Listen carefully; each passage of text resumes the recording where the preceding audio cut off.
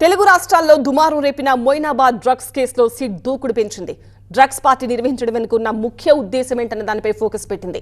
అంతేకాదు మాజీ ఎమ్మెల్యే రోహిత్ రెడ్డి ఆర్థిక లావాదేవీలపైన కూపిలాగుతోంది.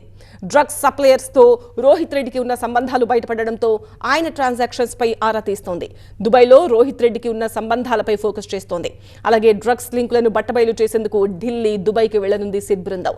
ఇప్పటికే నిందితుల సెల్ ఫోన్లను స్వాధీనం చేసుకున్న సిట్ డ్రగ్స్ కేసులో ఎంపీ పుట్టా మహేష్ మినహా ఇతరుల స్టేట్మెంట్లు నమోదు చేసింది. ఆ స్టేట్మెంట్స్ ఆధారంగా రోహిత్ రెడ్డి, రితీష్, నమిత్లను ప్రశ్నించే అవకాశం కనిపిస్తోంది. మరోవైపు రోహిత్ రెడ్డి, రితీష్ రెడ్డి, నమిత్ శర్మను 10 రోజుల కస్టడీకి కోరుతూ పోలీసులు వేసిన పిటిషన్పై తీర్పు వాయిదా పడింది. సోమవారం రోజు తీర్పు ప్రకటించనుంది ఉప్పరపల్లి కోర్టు.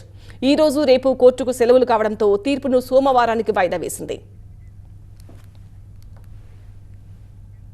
మా ప్రతినిధి విజయ్ మరింత సమాచారం అందిస్తారు. విజయ్, తెలుగు రాష్ట్రాల్లో సంచలనం రేపిన మొయినాబాద్ డ్రగ్స్ కేసులో సిట్ ఇప్పటివరకు చేసిన దర్యాప్తులో ఎలాంటి విషయాలు బయటపెట్టింది? Moinabad pilot Rohit Reddy farm house కేసులో ఇంకా బయటికి రావాల్సిన అంశాలపైన సిట్ ఫోకస్ చేసింది. దాంట్లో భాగంగా ఆ పార్టీ ఎందుకు జరిగింది, ఆ పార్టీ వెనకాల మూలాలు, ఆ పార్టీలో జరిగినటువంటి పాల్గొన్న వ్యక్తులంతా కూడా డిఫరెంట్ ఇండస్ట్రీస్ సంబంధించిన వ్యక్తులు ఉన్నారు కాబట్టి సో వీళ్ళంతా కూడా డ్రగ్ పార్టీనే డైరెక్ట్గా చేశారా, లేకుంటే దాని వెనకాల వ్యాపార లావాదేవీలు ఉన్నాయా? గతంలో పైలట్ రోహిత్ రెడ్డి పైన అనేక ఆరోపణలు ఉన్నాయి. ఈ కేసులో అరెస్ట్ అయినటువంటి నివీష్ శర్మ కాల్పులు జరిపాడు. అతనికి ఢిల్లీలో రియల్ ఎస్టేట్ సంబంధాలు బాగా ఉన్నాయి.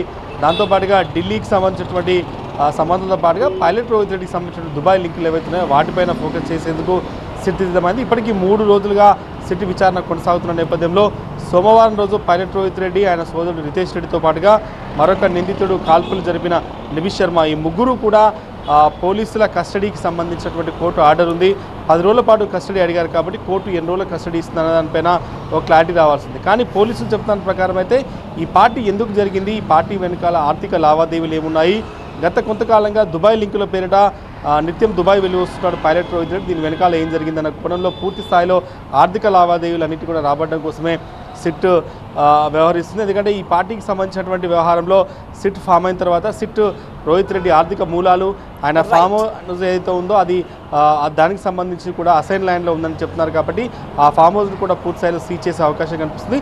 సోమవారం రోజు రోహిత్ రెడ్డి కస్టడీకి వచ్చిన తర్వాత, కస్టడీ ఆర్డర్ వచ్చిన తర్వాత పోలీసులు మరింత ఈ కేసులో వేగంగా ముందుకు వెళ్ళే అవకాశం కనిపిస్తుంది. అవసరమైతే దుబాయ్ కూడా, ఢిల్లీ కూడా వెళ్ళాలని సిట్ పోలీసు అధికారులు అయితే భావిస్తున్నారు.